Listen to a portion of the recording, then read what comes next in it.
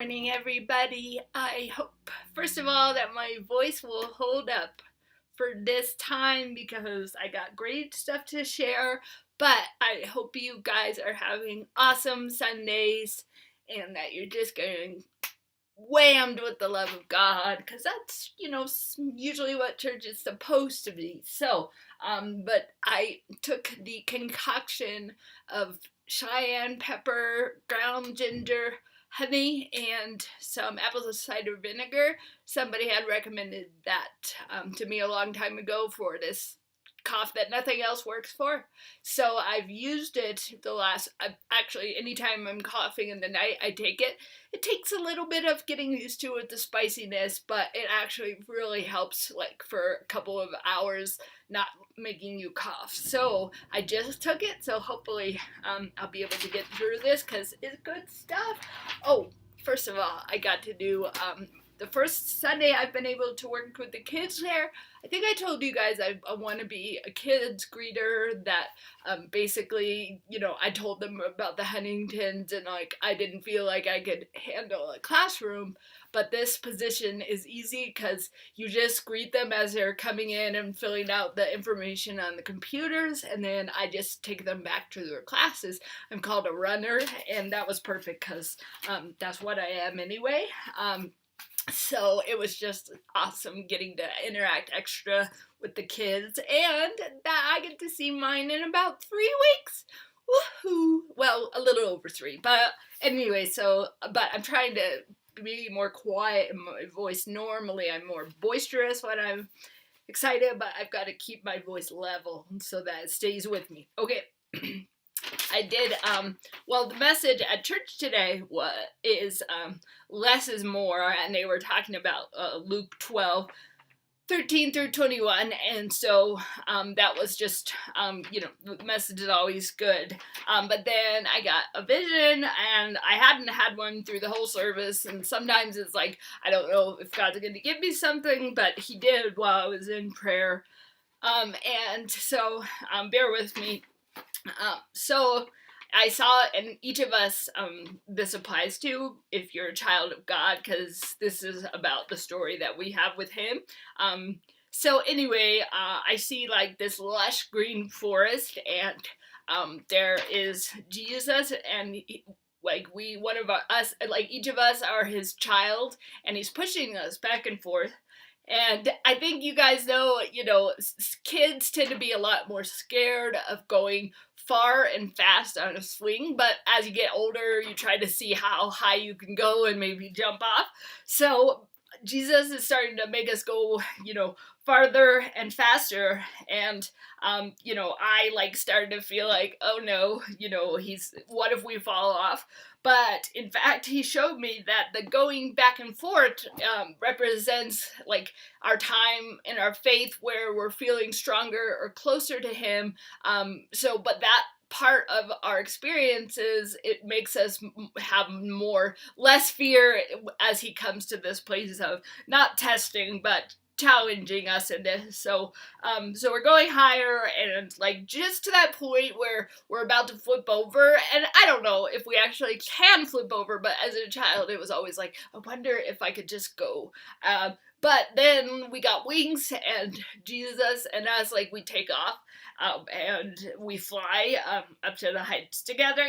So, yes, it just basically means, like, that he understands that back and forth in our faith, but that it doesn't mean he loves us any less, or he's not gonna, take us up to the heights together, but we just have to trust him to let him push us on the swing, basically. All right.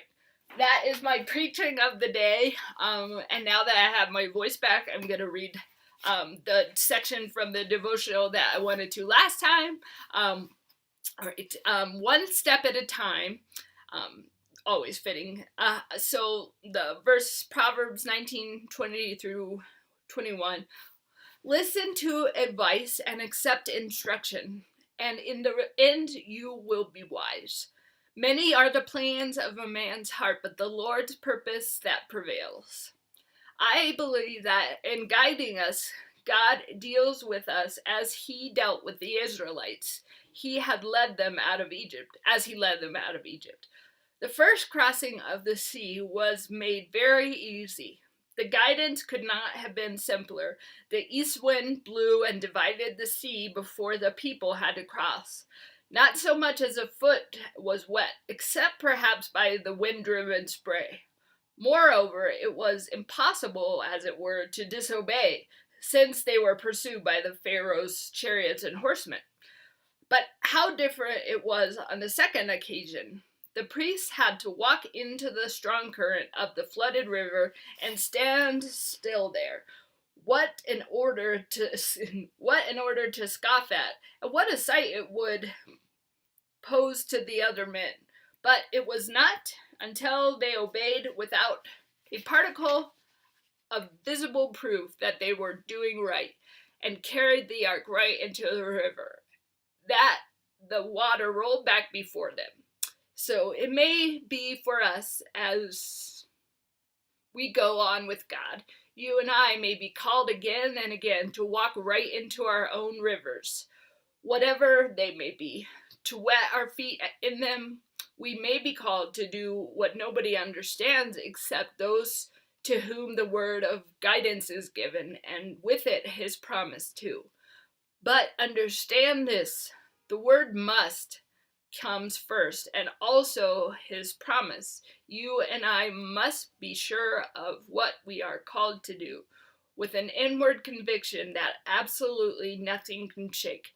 In my own case, again and again, I have had to wet my feet in the water. Only God and those who have to walk in the path know how hard this kind of faith can be.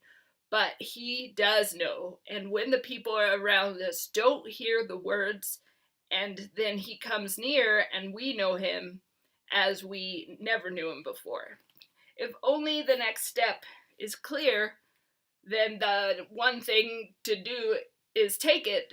Don't pledge your Lord or yourself to any steps beyond what you know. You don't see them yet. Once when I was climbing at night in a forest, before there was made a path, I learned what it meant by the words of Psalm 119. Your word is a lamp unto my feet, a light for my path. I had only a lantern and had to hold it very low, or I would certainly have slipped on those rough rocks. We don't walk spiritually by electric light, but by handheld lantern.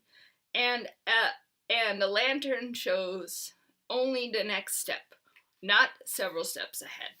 And the prayer, Father, there are so many paths that we could walk, so many more to choose. And there are certain decisions we must make that lead us around them and around until our heart is in confusion. Today, we will fix our heart on this truth. When we feel confused, there will always become a light, held low so that our feet won't stumble, a sure light that will shine on each step of our path. Thank you, Father, that you will speak the counsel of your word to us. So, that is all I have to... Oh, I'm not sure if I told you guys the song or not, but Solid Rock is the song that we're going to do today. So, have blessed weeks, the rest of your weekends. Oh, yeah, a great Super Bowl if you guys, go Patriots. I know most of you probably booing me under your breath. All right, I'll talk when I have more to say, guys.